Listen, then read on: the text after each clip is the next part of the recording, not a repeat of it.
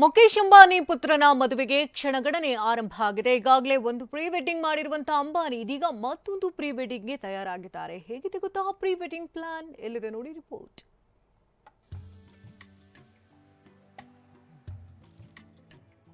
Cruise ಹಡಗಿನಲ್ಲಿ ಅಂಬಾನಿ ಮಗನ 2ನೇ ಪ್ರೀ ವೆಡ್ಡಿಂಗ್.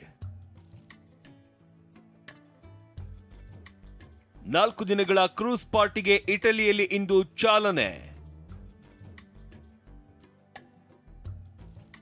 ಸಲ್ಮಾನ್, ಧೋನಿ ಸೇರಿ ಗಣ್ಯರು ಮತ್ತು ಸೆಲೆಬ್ರಿಟಿಗಳು ಭಾಗಿ.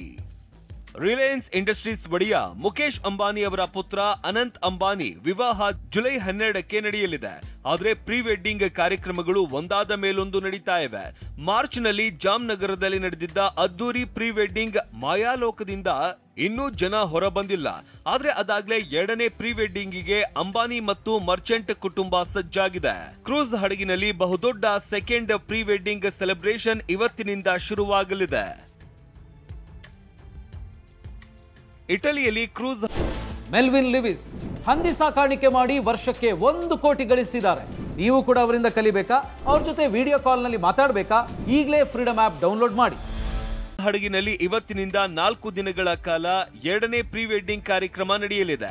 ಇಟಲಿಯಿಂದ ಫ್ರಾನ್ಸ್ ವರೆಗೆ ಸಾಗುವ ಕ್ರೂಸ್ ಹಡಗಿನಲ್ಲಿ ಸಮಾರಂಭ ನಡೆಯಲಿದೆ. ಹಲವು ದೇಶಗಳ ಸುಮಾರು 300ಕ್ಕೂ ಹೆಚ್ಚು ಗಣ್ಯಾತಿ ಗಣ್ಯರನ್ನ ಈ ಸಮಾರಂಭಕ್ಕೆ ಆಹ್ವಾನಿಸಲಾಗಿದೆ. ಜೂನ್ 1ರಂದು ಫ್ರಾನ್ಸ್ನಲ್ಲಿ ಕ್ರೂಸ್ ಕಾರ್ಯಕ್ರಮ ಕೊನೆಗೊಳ್ಳಲಿದೆ. ಈಗಾಗಲೇ ಅನಂತ್ ರಾಧಿಕಾ ಪ್ರೀ ವೆಡ್ಡಿಂಗಿಗೆ ಸಲ್ಮಾನ್ ಖಾನ್, ಮಹೇಂದ್ರ ಸಿಂಗ್ ಧೋನಿ, ರಣಬೀರ್ ಕಪೂರ್, ಆಲಿಯಾ ಭಟ್ ಸೇರಿದಂತೆ ಹಲವು ಸೆಲೆಬ್ರಿಟಿಗಳು ಪಾಲ್ಗೊಂಡಿದ್ದಾರೆ.